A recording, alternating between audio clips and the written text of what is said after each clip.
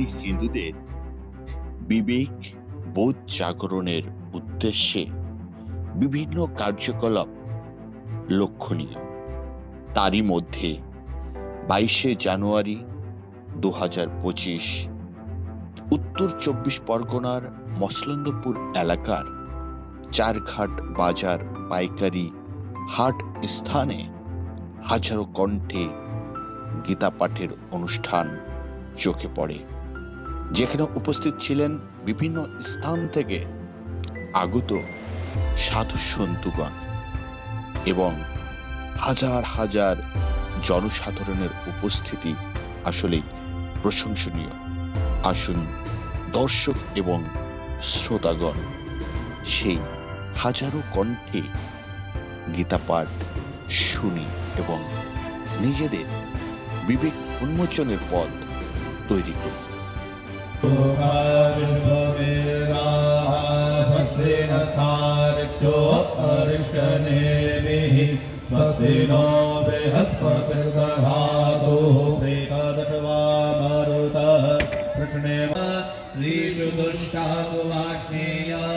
जायते वर्णसङ्करः सङ्करो नरकायैव कुलज्ञानाङ्कुलस्य च पतन्ति पितरो ह्येषां लुप्तपिलज्ञानां वर्णसङ्करकारकैः उत्साद्यन्ते जातिधर्मा कुलधर्माश्च शाश्वताः उत्सन्नकुलधर्माणां मनुष्याणां जनार्दन नरके नियतौ वासो भवतीत्यनुशुश्रुम अहोवत् महत्पापं कर्तुं व्यावसिता वयं यद्राज्यसुखलोभेन हन्तुं स्वजनमुद्यताः यदेमामप्रतीकारम् अशस्त्रं शस्त्रपाणयः धार्तराष्ट्रारणे हन्य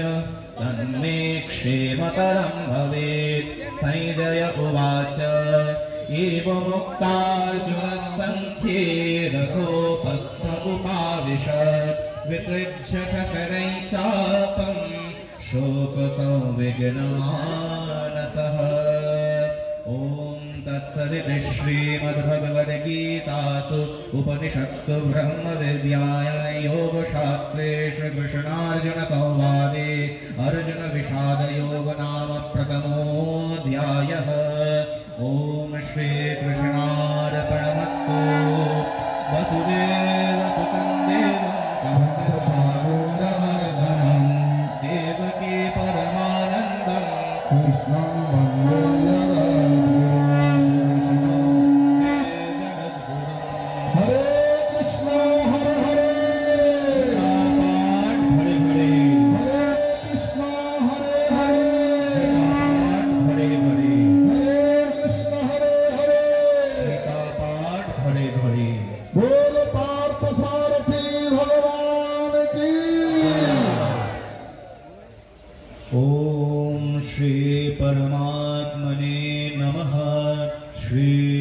भगवद्गीता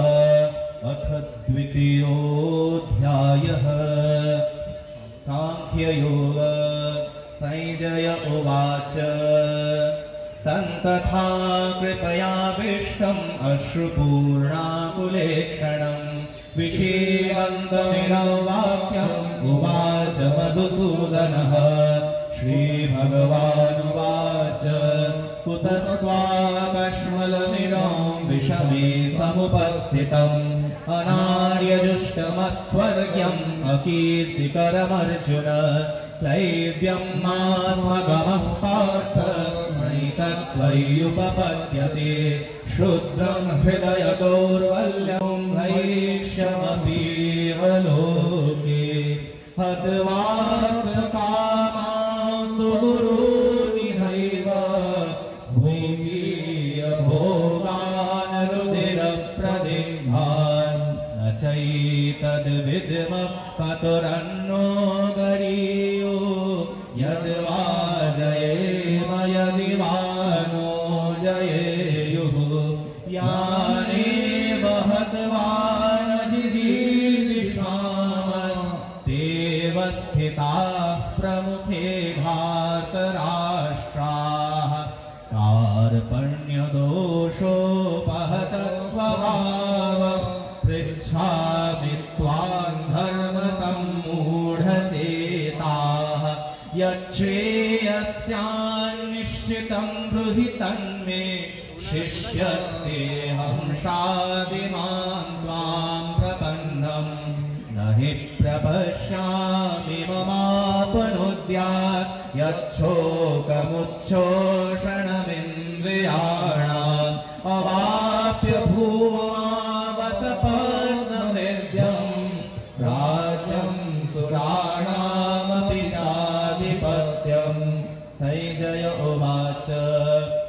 इममुक्त्वा ऋषिकेशं गुडाकेशं परन्तप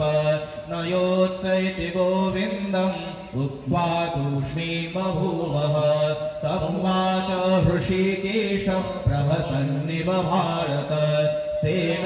सेनयोरुभयोर्मध्ये विषीदन्तमिदं वचः श्रीभगवानुवाच अशोच्यानन्वशोचस्त्वं प्रज्ञावादांश्च भाषसे गतासून गतासूंश्च नानुशोचन्ति पंडिताः न त्वेवाहै जातु नासं न त्वन्नेमे जनाधिपाः न चैव न भविष्यामः सर्वे वयमतः परम् देहिनोऽस्मिन्यथा देहे कौमारं यौवनं जरा तथा देहान्तरप्राप्तिर्धीरस्तत्र न मुह्यति मात्रा स्पर्शास्तु कौन्तेय शीतोष्णः सुखदुःखदाः आगमापायिनो नित्याः सांस्थितिक्ष्वस्व भारत यं हि न व्यथयन्त्येते पुरुषं पुरुषर्षभ समदुःखसुखं धीरं सोमृतत्वाय कल्पते नासतो विद्यते भावो नाभावो विद्यते सतः उभयोरपि दृष्टोऽन्त्यस्त्वनयोस्त्वत्तदर्शिभिः अविनाशी तु तद्विद्धि येन सर्वमिदं ततम् विनाशमव्ययस्यास्य न कश्चित् कर्तुमर्हति अन्तवन्त इमे देहा नित्यस्योक्ता शरीरिणः अनाशिनो प्रमेयस्य तस्माद्युध्यस्व भारत य एनं वेत्ति हन्तारे यश्चैनं मन्यते हतम् उभौ तौ न विजानीतो नायं हन्ति न हन्यते न जायते म्रियते वा कदाचिन् नायं भूत्वा भविता वा न भूयः अजो नित्यशाश्वतोऽयं पुराणो न हन्यते हन्यमाने शरीरे वेदाविनाशिनं नित्यं येनमजमव्ययम् कथं स पुरुषः पार्थ संघातयति हन्तिकम् वासांसि जीर्णानि यथा विहाय नवानि गृह्णाति नरोपराणि तथा शरीराणि विहाय जीर्णा नन्यानि संयाति नवानि देहि नैनं छिन्दन्ति शस्त्राणि नैनं दहति पावकः न चैनं वेदयन्त्यापो न शोषयति मारुतः अच्छेद्योऽयमरायोऽयम् अक्लेद्यो शोष एव च नित्यः सर्वगतस्थाणुरचलोऽयं सनातनः अव्यक्तोऽयमचिन्त्योऽयम् अविकार्योऽयमुच्यते तस्मादेवं विदित्वैनं नानुशोचितुमर्हसि अथ चैनं नित्यजातं नित्यं वा मन्यसे कृतं तथापि त्वं महाबाहो न नैवं शोचितुमर्हसि जातस्य हि ध्रुवोर्मृत्युर्ध्रुवै जन्ममृतस्य च तस्माद् परिहार्येथे न त्वं शोचितुमर्हसि अव्यक्तादीनि भूतानि व्यक्तमध्यानि भारत अव्यक्तनिधनान्येव तत्र का परिदेवना आश्चर्यवत् पश्यति कश्चिदेनम् आश्चर्यवद् वदति तथैव चान्यः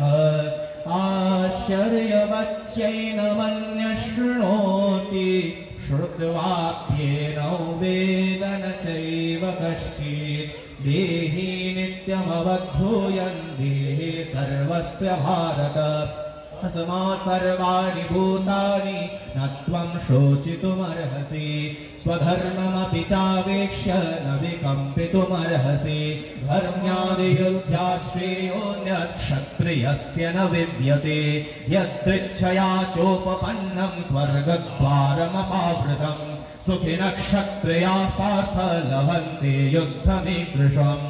अथ चेत्त्वमिमं धर्म्यं संग्रामं न करिष्यसि तदस्वधर्मं कीर्ति च हित्वा पापमवाप्स्यसि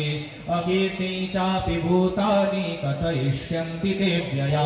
सम्भावितस्य चाकीर्तिर्मरणादतिरिच्यते भयाद्रणादुपरतं मंस्यन्ते त्वां महारथाः येषां च तं बहुमतो भूत्वा यास्यसि लाघवम् अवाच्यवादांश्च बहून् वदिष्यन्ति तवाहिताः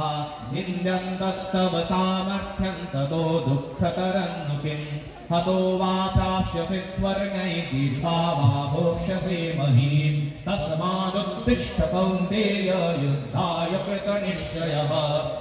दुःखे समे कृत्वा लाभालाभो जयाजयो ततो युद्धाय युज्यस्व नैवं पापमवाप्स्यसि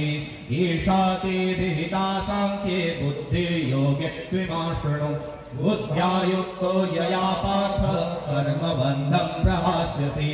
नेहाभिक्रमणाशोऽस्ति प्रत्यवायो न विद्यते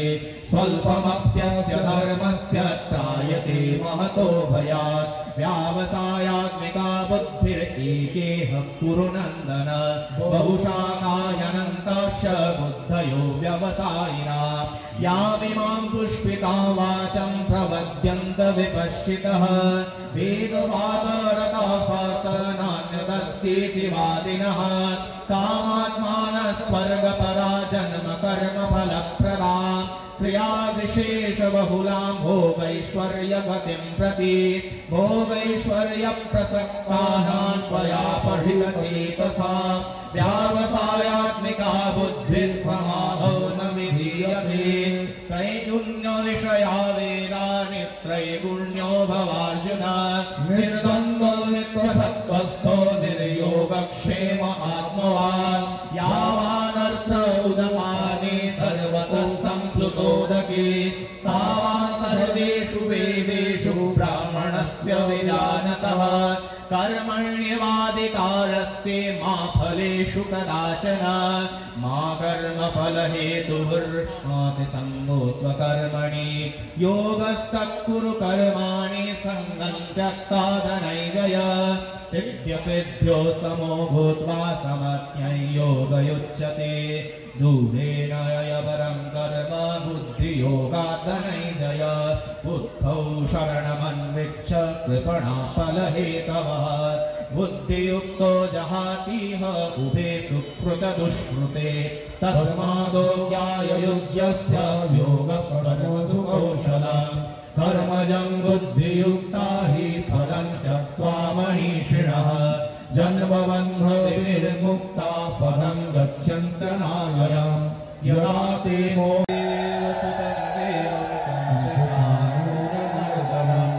देवकी परमानन्दं कृष्णं वन्दे जगद्गुरुम्